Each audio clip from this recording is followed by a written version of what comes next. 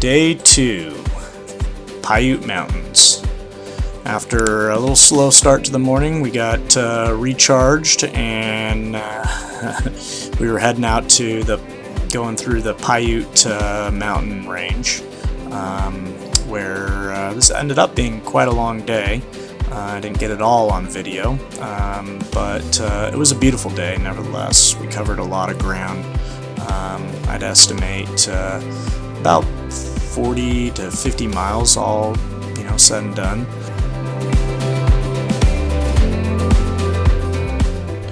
Well, as you can see, we're ascending up to the peak of the Piute Mountain range, and it wasn't a glamorous peak, but we did make it to the top.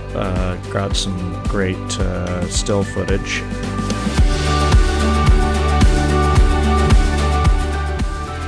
After Piute Peak, we decided to make our way on the ridge, where we bumped into a little bit of traffic, which is always interesting.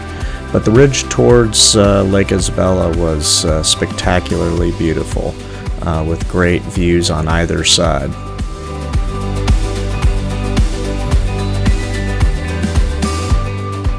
It was my first experience on off-roads and switchbacks. I have been on much gnarlier ones, but this being my first, it was quite interesting being on a shelf road and switching back and forth, but it was quite awesome, the view and making our way down. This is one of the things that kind of hooked me to off-roading. Sorry about my windshield. Next time I'm going to bring some Windex and clean that. But again, this is what Nick and I called the shakeout trip. It's not only a shakeout for our camping stuff, but a shakeout to the video and picture, for photography that we did. We actually do leave Sequoia National Forest to make it down to Lake Isabella for supplies and other needs that we have for our little shakeout trip. We head up north and we connect back up with the Sequoia National Forest for more fun.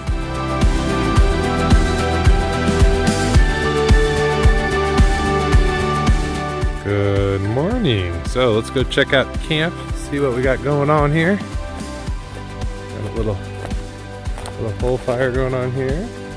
Bling Bling is in the house. We got Mama Dog. And we got our little kitchen. We got Hunter here. What do we got for breakfast? Bacon. Ooh, eggs. Yummy. We got Hunter's Jeep. We got our bear. Henner's wife Jeeps. Henner's wife's Jeep. Wife Jeep. It's very clean. We got our coolers. We got the Doka. And we got our cool tent. It's a little dark inside, so probably won't go inside, but it's very comfortable. We got some nice soft lighting in there and doesn't mess up our night vision. And we just have like a great little campsite. We also got a little bug zapper running over here, kind of attracting all the bugs. Got a scanner so we can kind of hear what's going on at all the campsites and fire. And there's a little fire yesterday, but they put it out pretty fast. We got my ammo can, solar charge, battery distribution, inverter, all that kind of stuff. We got the solar panel out here baking in the sun, and that's producing 50 watts. And then the scanner, my radio charger, and that bug zapper is pulling about 45 watts. So I'm not pulling from the battery, it's just all that stuff's running off the sun right now and charging the battery, trickle charging at about 5 watts. And that's camp. We're enjoying ourselves. We definitely enjoyed being completely unplugged out of cell phone coverage. Even the dogs get in on the camping, which is a lot of fun. My dog loves to dig holes for bones and make beds for herself. So both our dogs are getting up there in age, so it was really special for Nick and I to spend some time with our dogs. We spent a couple days at the campsite, which allowed us to hike around and explore and, you know, just really kind of chill and enjoy the awesome scenery. Scenery which include a beautiful meadow and, as you'll see in just a little bit, an amazing fire tower.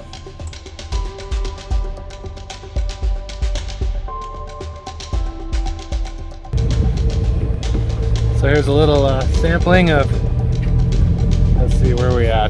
Tobias Lookout, right below Tobias Lookout, and we're just kind of headed down the trail. I'll give you an idea of the scenery here. We're just driving on these awesome fire roads here. The Tobias Lookout fire tower was worth the price of admission. I mean, it was an amazing spot on top of the world, views 360 degrees. And then we went up there at night for the sunset, but also the astrophotography and the light painting, where we just never done it before, but just gave it a go, shot a bunch of pics, and had a great time. But you really felt on top of the world, and it was just a spectacular moment.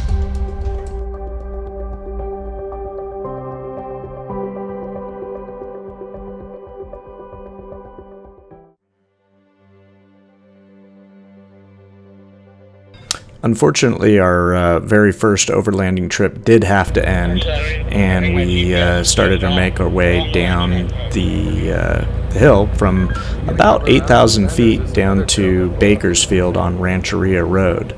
It was another kind of spectacular change in scenery, coming from mountainous trees to oaks, fields, cattle grazing, to citrus and other kind of fruit-bearing trees. The trip was successful in getting us to want more. After this trip, I get a Rubicon Gladiator, and Nick and I do many other trips. So if you like what you see, feel free to hit like and subscribe to more content.